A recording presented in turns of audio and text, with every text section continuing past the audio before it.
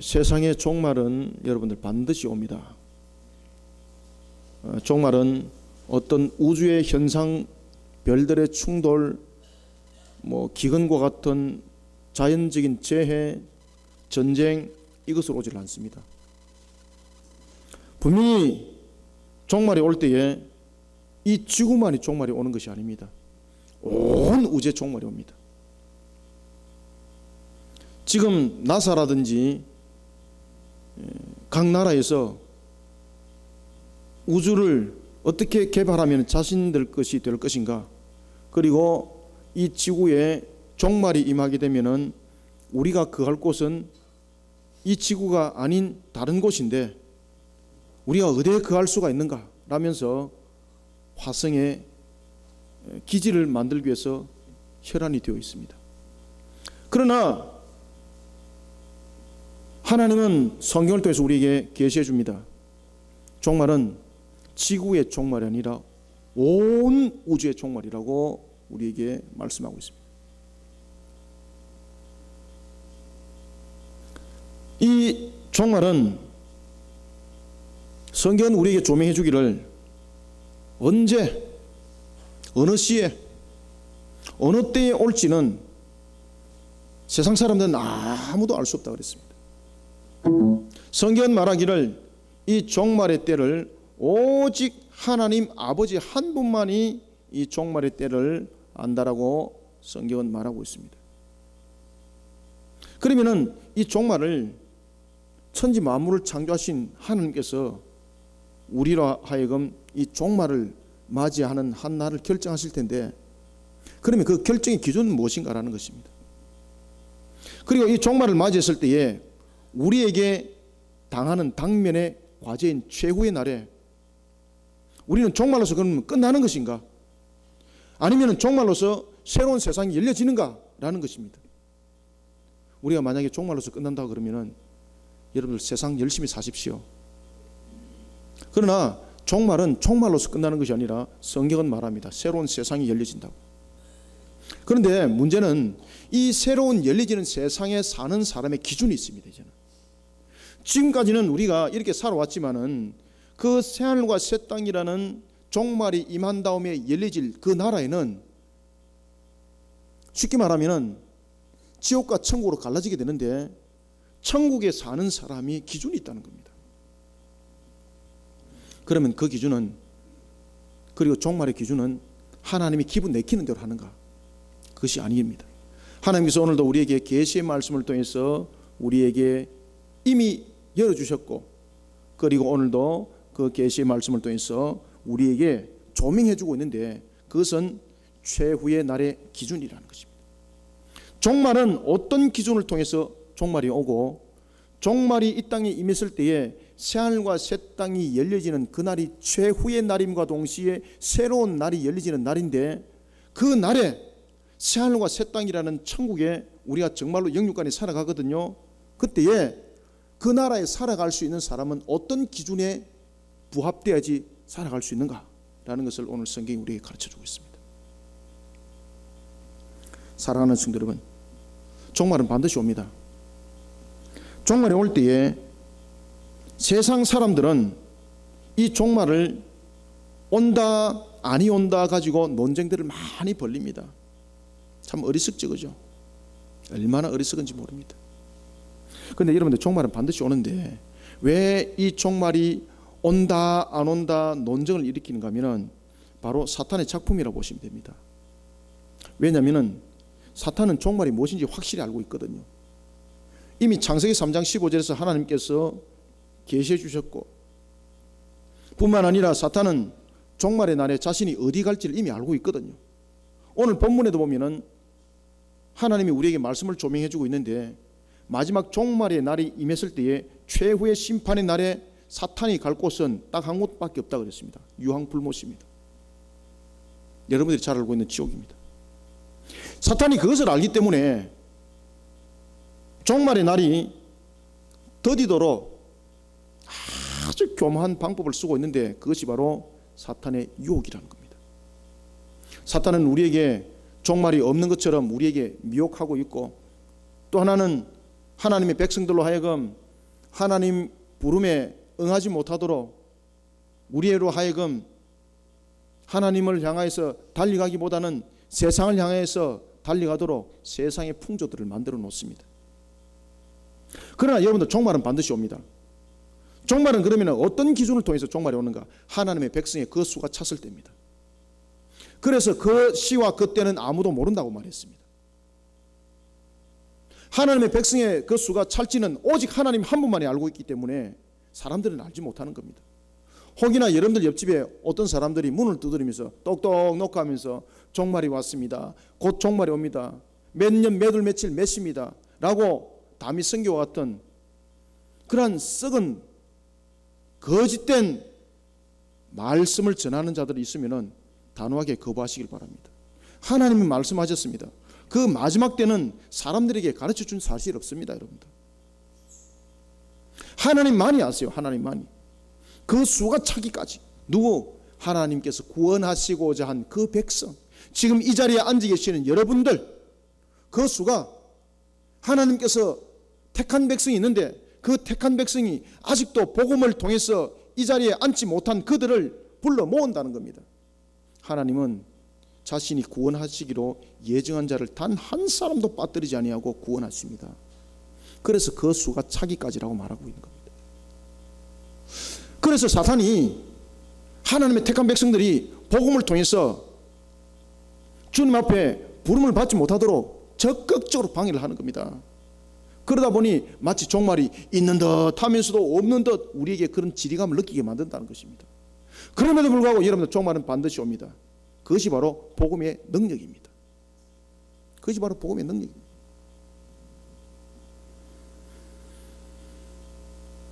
종말은 이와 같이 하나님의 백성의 그 수가 찰 때에 온다면은, 그것이 기준이라면은 우리가 종말이 있고 난 뒤에 이 세상이 끝이 아닙니다. 온 우주가 없어집니다.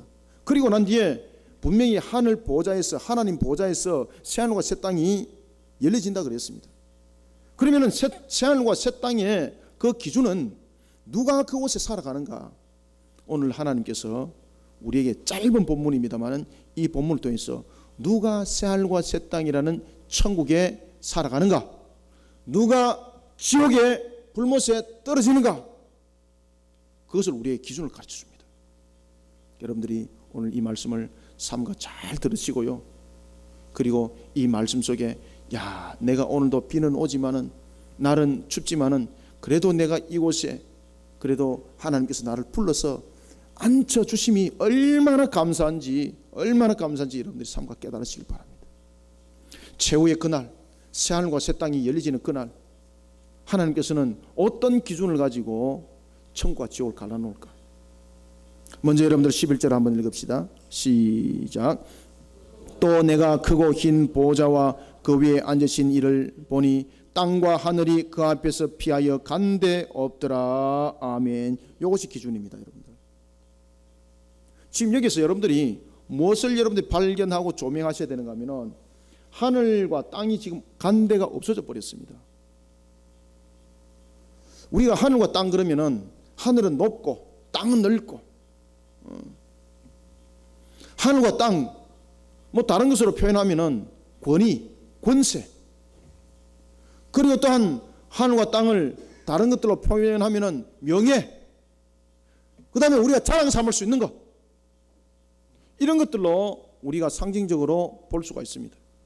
그런데 문제는 이런 하늘과 땅이 없어진다는 것입니다. 성경은 백보자 심판대 앞에서 이런 하늘과 땅들이 없어지고 오늘 12절에 보면은 백보자라는 심판대 앞에서 이곳에서 천국과 지옥이 이제 갈라지는데, 이 천국과 지옥을 갈라놓는 그 기준 위에 보면은 땅과 하늘은 없어지는데 책들이 놓여져 있습니다. 그럼 이 기준은 무엇을 말하는가? 여러분, 최후의 심판날 백보자 심판대 앞에는 저도 서게 되고 여러분도 서게 되고 단 한 사람도 예외 없이 이미 죽었던 선조들도 그 앞에 다 섭니다. 부활해서 전부 다 심판받습니다. 그 최후의 날 백보자 심판대 앞에 우리가 섰을 때에 천국과 지옥을 갈라놓는 첫 번째 기준점이 뭔가? 반드시 여러분들 기억하시길 바랍니다. 하늘과 땅이 없어진다 그랬습니다. 하늘과 땅이라는 것은 뭔가 하면 세상에서 자랑 삼을 수 있는 우리의 기준점입니다. 그런데 그런 것이 절대 기준점이 되지 못한다고 성경은 말하고 있습니다. 그리고 백보자 심판대 앞에 책이 펼쳐져 있다고 말하고 있습니다. 이것은 우리에게 무엇을 말하고 있는가 하면 최후의 첫 번째 11절부터 12절은 우리에게 조명해 주고 있는 것은, 우리에게 계시해 주고 있는 것은 바로 최후의 날에 단행되어질 백보자의 심판의 기준, 다시 말하면 천국과 지옥을 갈라놓는 기준 무엇인가? 사라져버릴 세상의 업적은 기준이 될 수 없다는 겁니다. 사라져버릴 세상의 자랑거리 기준 될 수 없다는 겁니다.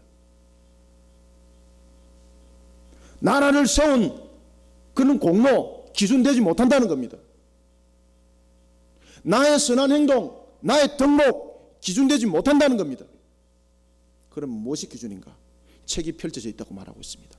그런데 책이 펼쳐졌는데 그 책 속에 무슨 책이 펼쳐져 있는가 하면 우리의 행위를 기록한 책이 있고, 그 다음에 다른 책이 펼쳐져 있는데 그것이 바로 생명책입니다.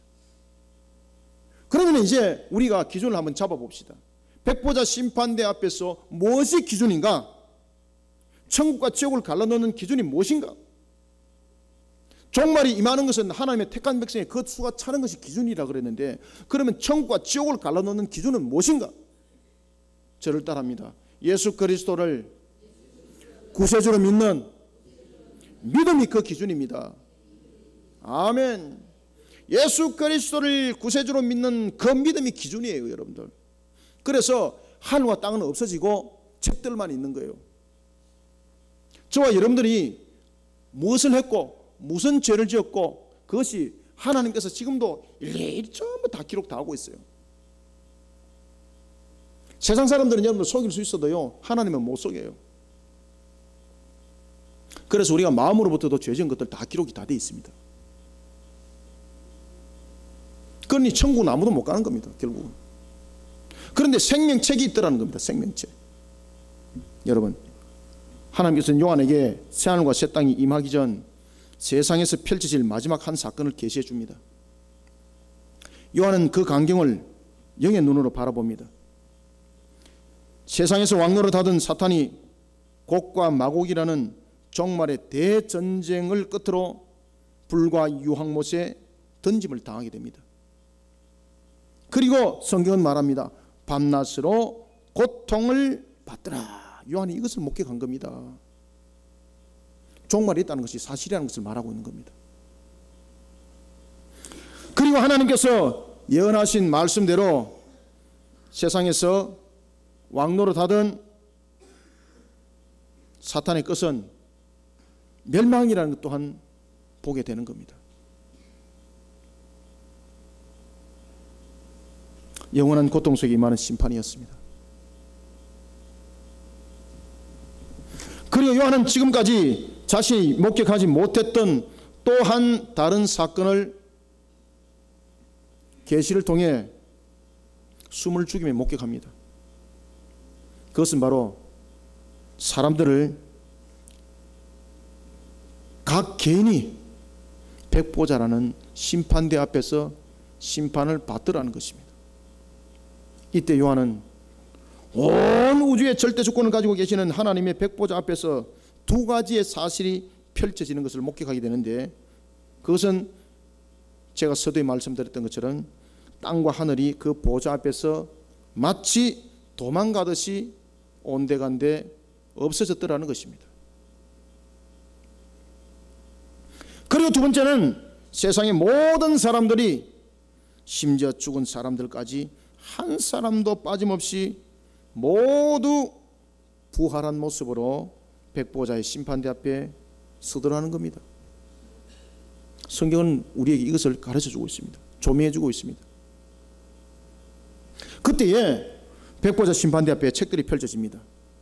여러분들 11절과 12절을 읽어주시고 앞에 거는 꺼주시기 바랍니다. 11절과 12절을 한 목소리로 읽습니다. 시작.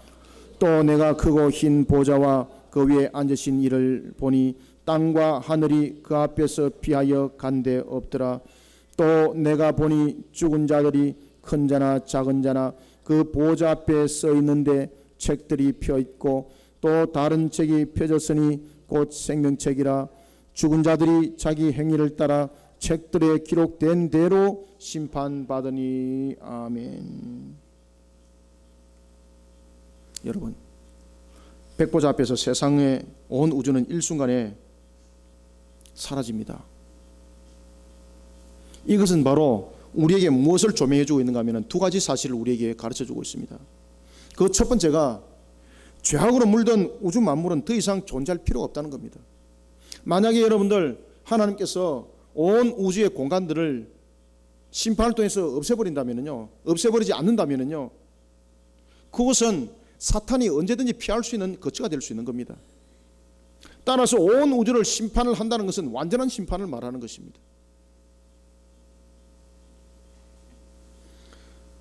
그러니 온 우주의 온 만물이 그 앞에서 없어지더라는 것은 죄악으로 물든 우주 만물은 더 이상 존재할 필요가 없다는 거죠. 그래서 그것을 완전 심판이라는 것입니다. 그리고 또 하나는 온 우주가 그 백보자 심판대 앞에서 사라지더라는 것은 심판의 기준이 세상의 자랑 삼을 것이 아니라는 것을 설명하고 있는 겁니다. 내가 하늘만큼 여러분들 높아질 명성이 있습니까? 내가 땅만큼 자랑할 것 있습니까? 여러분들 부귀영화 자랑할 것, 세상에서는 자랑할 것도 있지만 하늘나라의 백보자 심판대 앞에서는 그것은 절대 자랑거리가 되지 못합니다.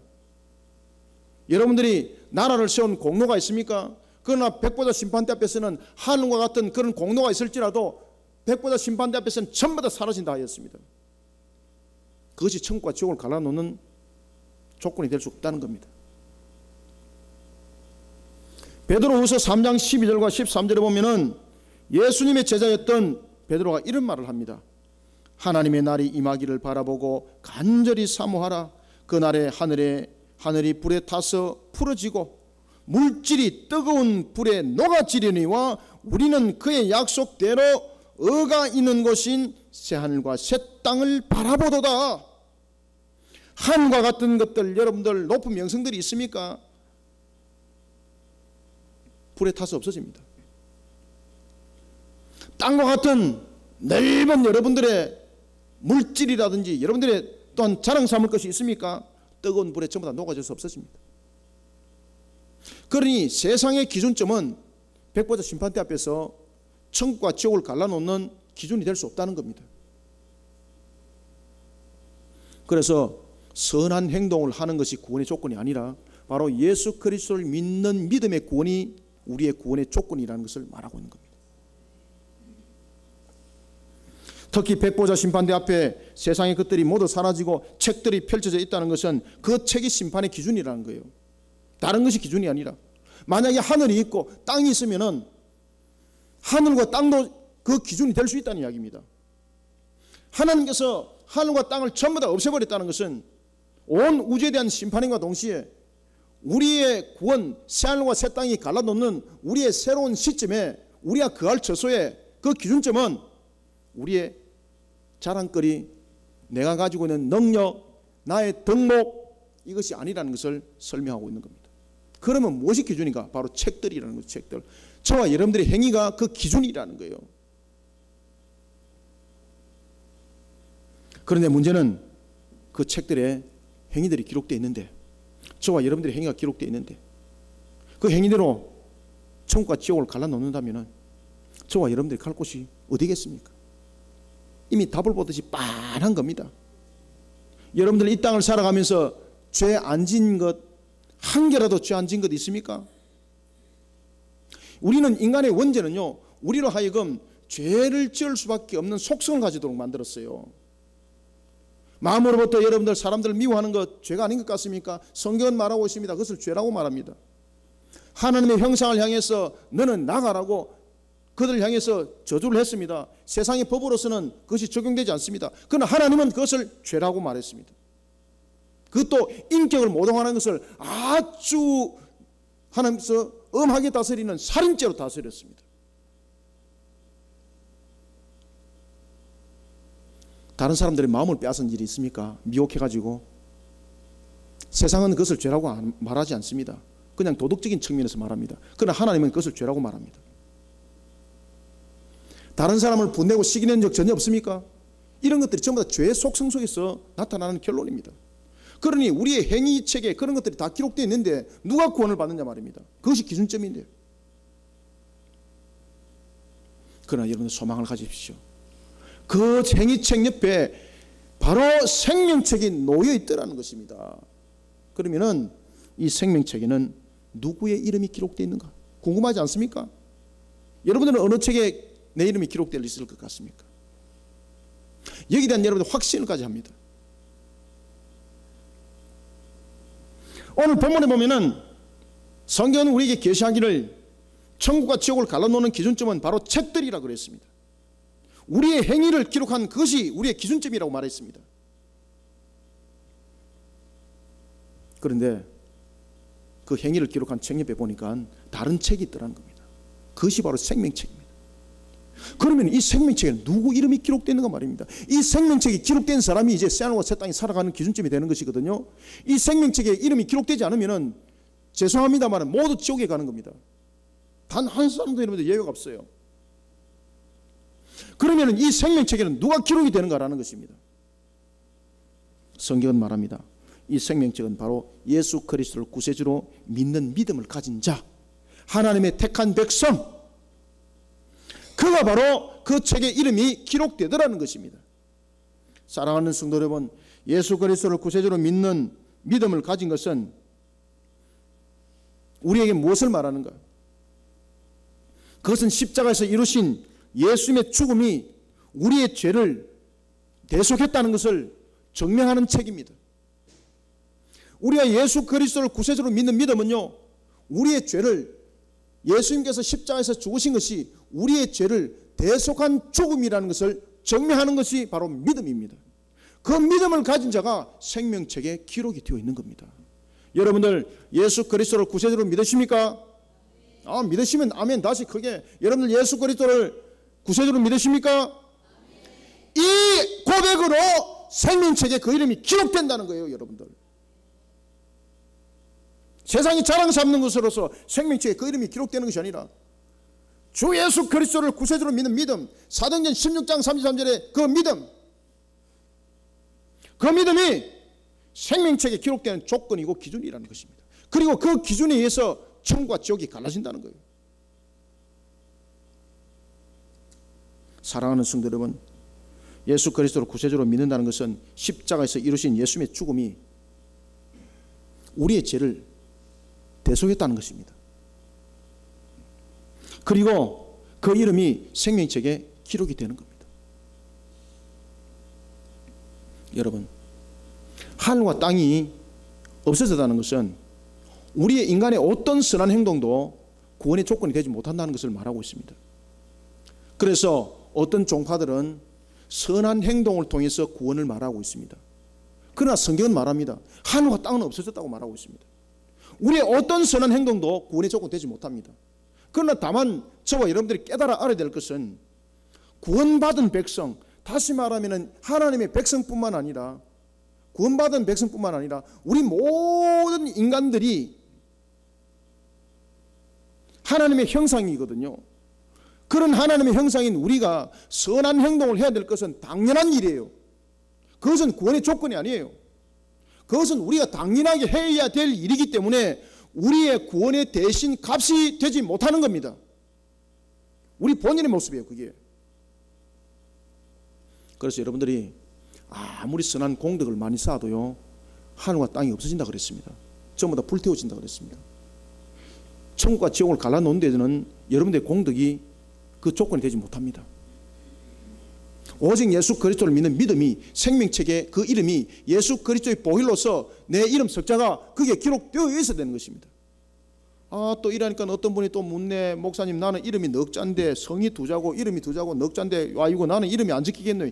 이런 또 허무맹랑한 소리를 하니까 이 사람이 뒤로 넘어지는 겁니다. 이거 이름이 석자가 됐든 열자가 됐든 두자가 됐든 한자가 됐든 그 이름이 예수 그리스도를 믿는 믿음으로 예수 그리스도가 십자가에서 죽으신 그 피값으로 내 이름이 생명책에 기록된 자, 그들만이 새하늘과 새 땅에 천국에 살아가는 기준점이 된다라고 성경은 우리에게, 하나님은 우리에게 조명해 주고 있습니다. 사랑하는 성도 여러분, 세상에서 자랑 삼을 만한 하늘과 땅과 같은 그런 위대한 일들 하셨습니까? 그것은 우리가 이 땅을 살아가면서 마땅히 해야 될 일들입니다. 우리가 이 땅에 살아가면서 자랑 삼을 수는 있습니다. 그러나 하늘과 땅과 같이 허무하게 사라져버릴 것은 심판의 기준이 될 수가 없습니다. 세상의 명성들, 덕목 삼는 것, 이것은 이미 하늘과 땅은 사라질 것입니다.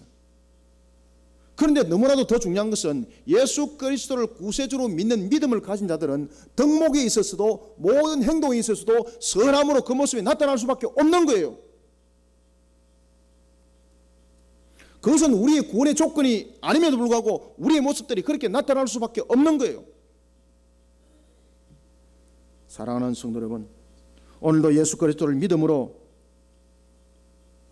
나의 구세주라는 그 믿음으로 오늘도 저와 여러분들이 나의 그 이름이 생명책에 예수 그리스도의 보혈의 피로서 내 이름이 기록되어 있다는 것이 얼마나 여러분 복된지 모릅니다. 오늘도 우리는 이 믿음을 주신 하나님 얼마나 감사해요, 여러분들요. 오늘도 우리가 예배 전에 찬양 불렀습니다. 이 하나님을 우리는 찬양할 수밖에 없는 거예요. 그래서 찬양하라 내 영혼아, 찬양하라 내 영혼아, 내 속에 있는 것들아 다 찬양하라. 아멘. 찬양할 수밖에 없는 거예요. 지옥에 갈 수밖에 없는 우리를 주님께서 십자가에 우리의 죄를 대속하여서 그 대속의 피로 생명의 책에 우리의 이름을 적어놨습니다. 우리가 적었냐고요? 저와 여러분들이 적었냐고요? 목사가 적었냐고요? 주님께서 직접 그 이름을 기록하셨어요. 자기의 피로 직접 기록하셨어요. 그래서 생명책인 거예요. 사랑하는 성도 여러분, 예수 그리스도를 구세주로 믿으십니까? 이 믿음이, 아멘했던 이 믿음이 새하늘과 새 땅 속에 영원히 살아가는 기준점이라는 것을 오늘도 하나님께서 우리에게 조명해 주신 그 믿음을 오늘도 또한 아멘으로 믿고 세상을 살아갈 때에 누구보다도 참으로 소망을 가지고 이 땅을 살아갈 때에 온 천하를 주고도 바꿀 수 없는 그 믿음을 가지고 오늘도 달려가는 우리 모든 성도들이 다 되시기를 소망합니다. 그러면 두 번째는 어떤 기준점이 최후의 날의 기준점이 되는가? 13절을 함께 읽습니다. 시작. 바다가 그 가운데서 죽은 자들을 내주고 또 사망과 음부도 그 가운데서 죽은 자들을 내주매 각 사람이 자기 행위대로 심판을 받고. 아멘. 두 번째는요, 여러분들, 오늘 우리가 방금 읽었던 성경에 보면 이런 이야기가 나옵니다. 이런 말씀이 있습니다. 바다가 그 가운데 죽은 자들을 내어주고 사망과 음부도 그 죽은 자들을 내어주매 라는 것은 무엇인가 하면 죽은 자의 부활을 말합니다. 어떤 죽은 자들의 부활인가? 불신자들의 부활입니다. 여러분들, 예수 그리스도를 구세주로 믿는 믿음을 가진 자만 부활하지 않습니다. 예수 그리스도를 믿음으로 믿는 자들은요, 불신자들보다도 먼저 일찍 부활합니다. 사탄이 곡과 마곡 전투로 인하여서 사탄이 유황불못에 던져짐을 당하고 난 뒤에, 그리고 난 뒤에 천연왕국에 이미 부활해서 살던 우리, 그리고 난 뒤에 곡과 마곡 전투가 있고 난 뒤에 마지막으로 심판대 백보자가 열릴 때, 그때에 불신자들이 영육간에 부활을 하는 겁니다. 그리고 모두 다 심판대 앞에 섭니다. 그때에 심판의 기준은 무엇인가? 하나님의 심판의 기준은요, 바로 최후의 날의 그 기준은 무엇인가 하면 공의로운 판결이 그 기준입니다. 첫 번째는 예수 그리스도를 믿는 믿음이 최후의 날의 기준이라면, 두 번째는요, 공의로운 판결이 그 기준입니다. 하나님의 심판은 철저합니다.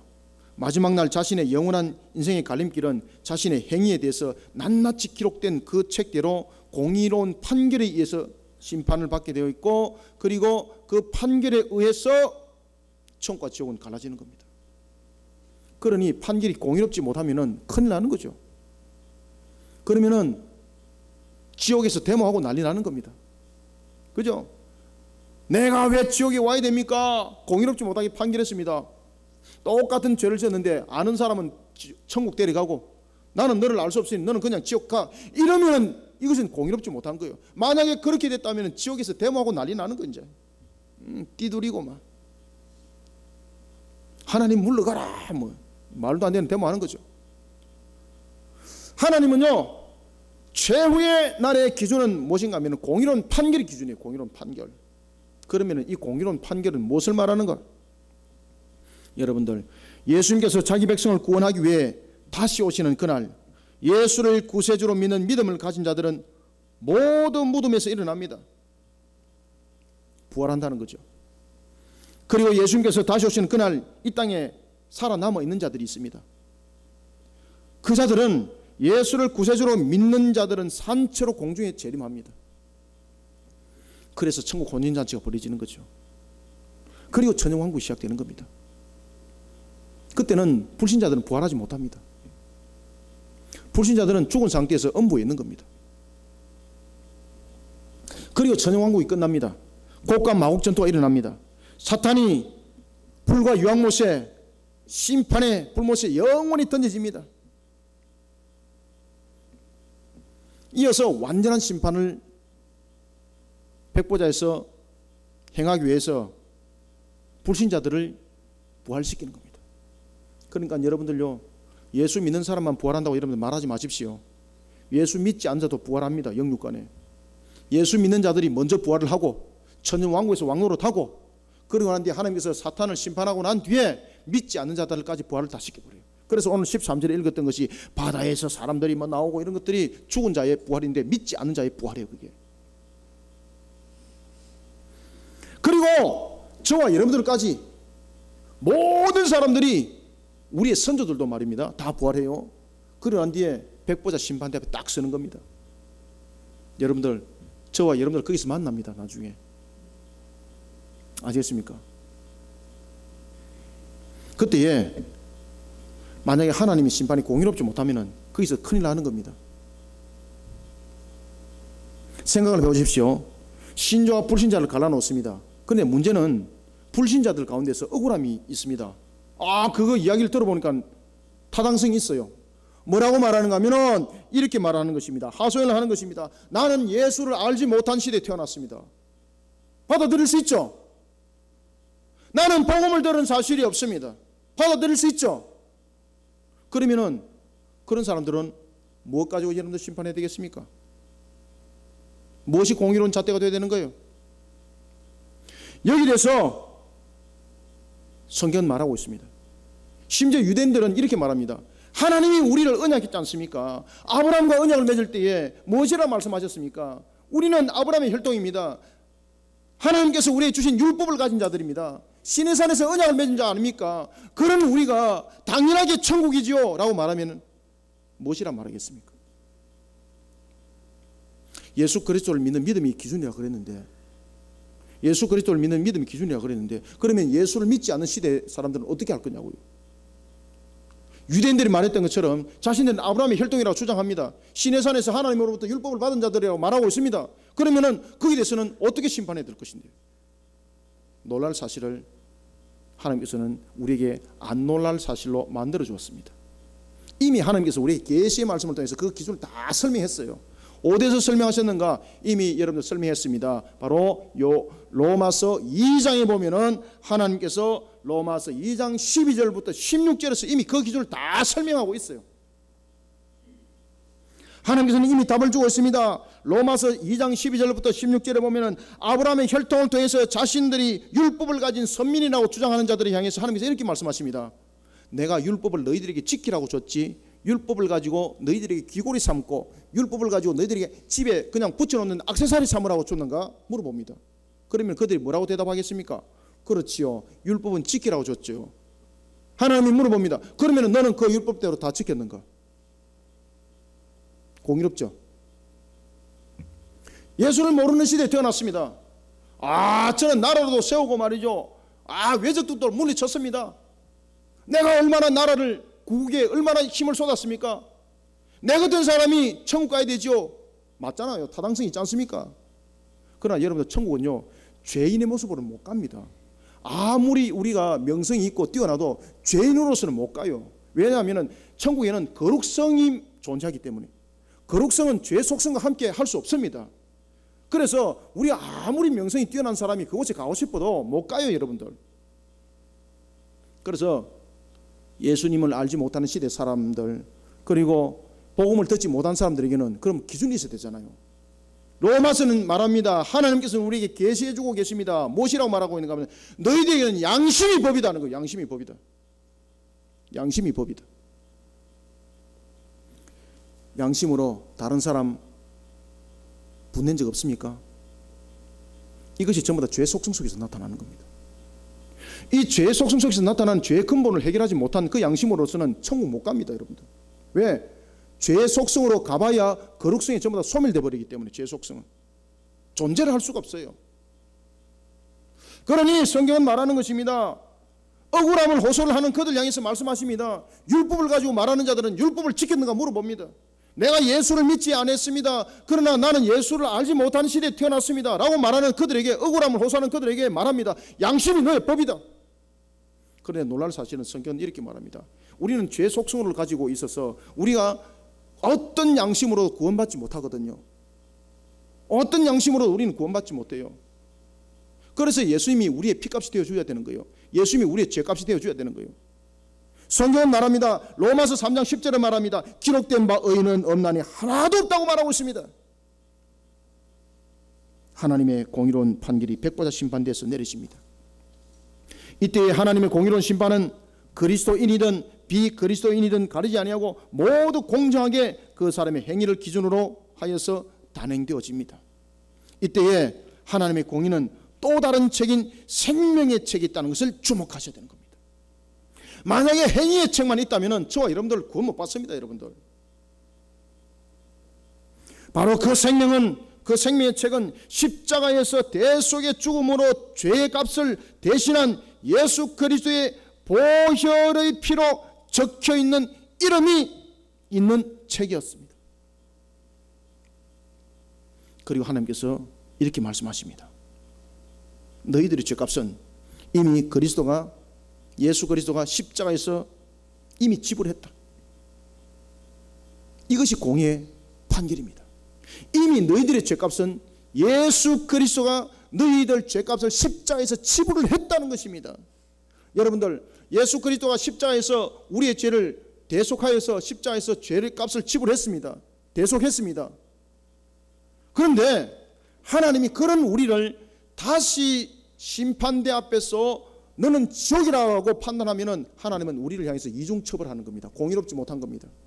그래서 하나님의 심판이 공의롭다는 것은 예수 그리스도가 우리의 죄를 대속하여서 그 값을 지불한 것을 하나님이 그 공의를 받아들이기 때문에 하나님의 판결은 공의로운 것이에요. 만약에 하나님이 예수 그리스도의 그 죄값을 받아들이지 않아야 한다면 하나님의 백보자 심판대는 결코 공의롭지 못하는 겁니다. 여러분, 하나님의 심판대는 공의가 기준입니다. 우리도 여러분들 이미 지옥에 갈 백성들입니다. 그럼에도 불구하고 우리의 죄값은 누가 지불했다고요? 다시 한 번 더 큰 목소리로 누가 지불했다고요? 다시 한 번 더 누가 지불했다고요? 예수 그리스도가 이미 모든 우리의 죄를 대속하였기 때문에 그 생명책에 기록된 모든 것에 기록된 것을 통해서 하나님께서 말씀하시기를 너는 이미 예수 그리스도가 너의 죄를 대속하였으니 너는 죄가 없다고 말하는 겁니다. 사랑하는 성도 여러분, 백보자 심판대 앞에서는 용서가 주어지질 않습니다. 백보자 심판대 앞에서는 기회가 주어지질 않습니다. 공의롭게 판결할 뿐입니다. 그래서 백보자 심판대가 무서운 심판이에요. 마태복음 25장 12절에 보면은 열처녀 비유가 잘 우리에게 이 내용들을 대변해 주고 있습니다. 마태복음 25장 12절에 보면은 열처녀 비유가 나타나는데 미련한 5처녀가 주님이 오시는 그때를 잘 준비하지 못해 가지고 때를 놓쳐버린 거예요. 문이 닫혀버린 겁니다. 이 미련한 다섯 처녀가 문을 두드리면서 뭐라고 말하는가 하면은 주여 주여 나를 알지 못하나이까, 나를 알지 못하나이까, 과거의 나를 알지 않습니까? 안면, 아는 안면, 그 아는 안면을 내세우는 거예요. 그때 주님께서 뭐라고 말씀하시는가 하면 나는 너를 알지 못한다. 이것이 공입니다. 지금 이 나라 이 민족이 뭐 때문에 여러분들 문제가 많이 일어났습니까? 아는 안면, 이것이 지금 문제가 된 것 아닙니까? 그런데 공의가 아는 안면이 작용했다면 그건 공의가 될 수 없는 겁니다. 하나님의 백보자 심판대 앞에서는 아는 안면으로 천국 못 갑니다. 여러분들, 하나님 저를 잘 아시잖아요. 그것으로 가는 것이 아니에요. 너의 이름이 생명책에 기록되어져 있는가? 그것이 바로 공의입니다. 그래서 최후의 날은 세 가지의 기준이 있는데, 첫 번째는 예수 그리스도를 구세주로 믿는 믿음이 기준이고, 두 번째는 공의로움이 기준이에요. 공의로움이 기준. 사랑하는 성도 여러분, 오늘도 저와 여러분들이 이런 생명책에 우리의 이름들이 기록되어 있다는 것이, 그 공의로운 판결 속에 우리가 참으로 천국을 향할 수 있는 이미 길이 열려져 있는 자라는 그 사실이 우리 앞에 얼마나 감사한지 모릅니다. 그러니 여러분들, 예수 그리스도를 구세주로 믿는 믿음은요, 생명을 주고도 살 수 없어요. 여러분들이 생명 바쳐서 그 구원을 살 수 있는 줄 아십니까? 온 우주를 주고 여러분들 살 수 있는 줄 아십니까? 살 수 없어요, 여러분들. 그러니 얼마나 감사해요, 얼마나 감사해요. 우리가 여러분들 이런 모습 속에 우리가 살아가니 세상에 여러분들 우리만큼 소망 있는 사람이 어디 있습니까, 여러분들? 그러니 세상을 살아갈 때 땅 쳐다보고 하늘 쳐다보고 한탄하고 원망하지 마시고요, 야, 세상을 주고도 살 수 없는 그 생명책에 그 이름이 공의의 판결 앞에 내 이름이 죄 없다라고 말하는 그 판결이 내려지도록 내 이름이 생명책에 기록되어 있으니 얼마나 감사하냐. 오늘도 그 감사로 세상을 향하여서 찬송을 하는 우리 성도들이 되시길 바랍니다. 오늘도 그 기쁨 속에 세상을 살아가는 정말로 소망 있는 발걸음들이 되는 우리 성도들이 되시기를 축원합니다. 그 다음에는 세 번째는 어떤 기준이 최후의 날의 기준점인가? 15절 한번 읽습니다. 시작.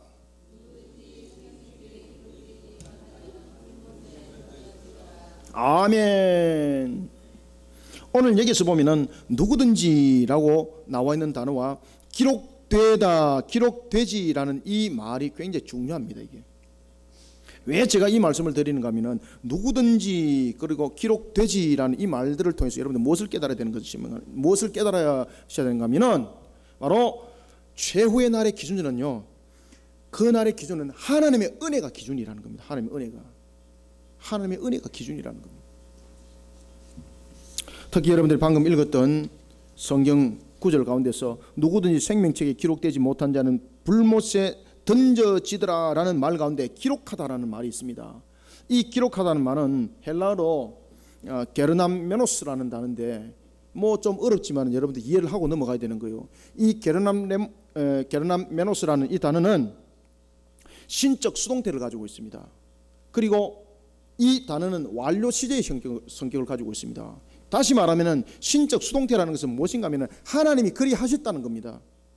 그런데 신적 수동태인데 이것이 사람을 통해서 수동태지, 하나님 입장에서는, 하나님께서는 그것은 능동적인 입장이에요. 그러면 신적 수동태라는 것은 무엇인가 하면 우리가 한 사실 가지고 기록한 것이 아니라는 것을 설명하고 있는 겁니다. 기록됐다는 것은 저와 여러분들의 선한 행동이 만약에 그곳에 있었다면 이것은 신적 수동태로 쓰면 안 되는 거예요. 그런데 신적 수동태로 썼다는 이야기는 무엇인가 하면 우리의 선한 행동으로, 그리고 우리가 어떤 선한 우리의 명성 뭐 여러 가지 모습을 통해서 기록되어진 것이 아니라 하나님께서 전적으로 그렇게 하셨다는 겁니다. 그래서 게르남메노스를 신적 수동태로 쓰고 있는 거예요. 그러니까 하나님의 은혜죠. 하나님의 은혜. 얼마나 하나님의 은혜인지 모릅니다. 내가 못한 것도 많습니다. 세상 사람들이 볼 때는 뭐 저런 기 다 있어 라고 말할 정도로 내가 못한 모습도 있습니다. 그러나 하나님께서 말씀하십니다. 게르남메노스, 내가 너를 적었다. 내가 너를 적었다. 내가 너를 적었다. 예수 그리스도의 생명책의 그 기록은, 그 피의 값으로 이름을 적은 그 기록은 우리들의 행동이 어떠할 것을 예견하여서 적은 기록이 아니라 하나님께서 전적으로 은혜를 베푸사 그 이름이 기록되어지는 것입니다. 그래서 최후의 날의 기준은 하나님의 은혜가 기준인 거예요. 저와 여러분들이 하나님의 은혜가 없다면요 절대 여러분들 생명책에 기록 못 돼요. 여러분들 내가 예수 그리스도를 구세주로 믿고 싶지만은 하나님께서 그 은혜를 허락지 않으면은 우리는 예수 그리스도를 믿을 수가 없어요. 여러분들. 그래서 종말의 기준점은요 하나님의 은혜가 그 기준인 거예요. 하나님의 은혜가. 종교개혁 주간입니다. 종교개혁이 일어난 지 499년이 되었습니다. 1517년 10월 31일 날 루터가 비덴베르크 성전 앞에다가 95개 항을 몫을 박습니다. 그 속에 우리의 구원을 말할 때에 우리의 구원은 우리의 행위가 아니라 우리의 어떠함이 아니라 하나님의 어떠하심이라는 거예요. 다시 말하면은 솔라 그라치아라는 거예요. 오직 하나님의 은혜라는 거예요. 솔라 스크립처 솔라 피데 솔라 그라치아, 오직 성경에 기록되어 있는 그 말씀대로 오직 믿음으로, 그럼에도 불구하고 우리가 하나님의 말씀을 깨닫고 예수 그리스도를 믿는 믿음을 가진 것은 솔라 그라치아, 오직 하나님의 은혜로 말미암아다. 사랑하는 성도 여러분, 하나님의 은혜로운 선택으로 우리는 그 이름이 기록되어지는 겁니다. 그래서 성경은 말하기를 누구든지 생명책에 기록되지라고 말하고 있는 겁니다. 인간의 원죄로 인하여서 육신이 죽어서 첫 번째 사망을 맛보았다면 두 번째 사망은 부활한 모습으로 백보자 심판대 앞에 섰다가 불못이라는 지옥의 판결을 받는 자를 향한 완전한 심판을 말하는 겁니다. 그러니 저와 여러분들은요 둘째 사망을 면한 자가 되는 겁니다. 얼마나 감사한지 몰라요. 여러분들, 우리는 저와 여러분들의 둘째 사망을 면한 자라니까. 누구로? 하나님의 은혜로. 저를 따라합니다. 우리는 하나님의 은혜로 둘째 사망을 면한 자들입니다. 아멘. 누가복음 10장 20절은 이런 말을 합니다. 귀신들이 너희들에게 항복한 것으로 기뻐하지 마라. 너희의 이름이 하늘에 기록된 것으로 기뻐하라. 하나님의 은혜로 우리의 이름이 하늘에 기록된 것으로 기뻐하시길 바랍니다. 하나님의 은혜가 아니었다면 그 어느 누구도 생명책에 그 이름이 기록되지 않았을 겁니다. 최후의 날, 심판이 단행되어지는 그날, 나를 향한 하나님의 은혜가 없다면 내 또한 둘째 사망의 영원한 불못에 던져짐을 당할 수밖에 없습니다. 사랑하는 성도 여러분, 생명책에 기록된 자는 비록 자신은 이 땅에서 살아가지만 하나님의 은혜로 살아가는 그런 자이기에 우리는 본질상 말하기를 하늘에 거한 자라고 말하는 것입니다. 우리는 또한 이 사실을 잊지 말아야 됩니다. 오늘도 이 사실 앞에 우리는 겸손하고 하나님의 은혜를 생각하면서 나는 오늘도 하나님이 기뻐하는 그 중심에 세워져서 달려가고 있는가? 나는 정말로 하나님의 은혜에 입은 자로서 하나님의 나라를 세우는 일에 힘쓰고 돌아보는 자 모습으로 세워져 있는가? 나를 한번 돌아보시길 바랍니다. 사랑하는 성도 여러분, 오늘도 저와 여러분들 속에 참으로 넘어지는 일들이 있습니까? 그러면 하나님이요 자기 백성을 일으키는 은혜를 베풀어 주십니다. 우리를 구원에 인도하셨던 그 하나님의 은혜는 구원의 길로만 인도하는 것이 아니라 오늘도 그 은혜라는 기준점이 우리를 만들어갈 때에 참으로 우리를 복되게 만들어가는 기준점이 함께 된다는 사실을 아시고 오늘도 이러한 은혜 속에 살아가고 있는 내 자신을 돌아보면서 오늘도 하나님께 감사 찬양을 올려드리는 우리 성도들이 다 되시기를 소망합니다. 말씀을 맺겠습니다. 우리 모두에게 다가올 종말, 그리고 백보자의 심판, 이거는 우리가 피할 수 없는 것입니다. 최후의 날은 반드시 옵니다. 하나님께서는 새하늘과 새 땅의 문을 예수 그리스도를 구세주로 믿는 믿음이라는 불변의 기준을 통해서 그 문을 열어줄 것을 결정했습니다. 저와 여러분들에게 천국의 12문이 진주의 문으로, 넓은 문으로 보여지는 것은 오직 예수 그리스도를 믿는 믿음이 기준인 것입니다. 세상의 명성으로는 그 문은 열려지지는 않습니다. 여러분들이 세웠던 건덕으로 그 문 절대 열려지지 않습니다. 그러면은 예수만 믿으면 되네요. 맞습니다, 여러분들. 그런데 예수 믿은 사람들이 행동이 왜 그래요? 여러분들 죄송합니다만 예수를 똑바로 믿는 사람들의 행동이 여러분들이 생각하는 것처럼 그런 행동이 안 나와요. 왜? 예수를 닮은 자인데, 예수를 닮은 자인데 어째 여러분들이 생각하는 것처럼 그런 모순된 행동이 나올 수가 있어요? 그래서 혹시나 내 모습이 예수를 닮은 모습으로 나타나지 않거들라 오늘도 회개하시길 바랍니다.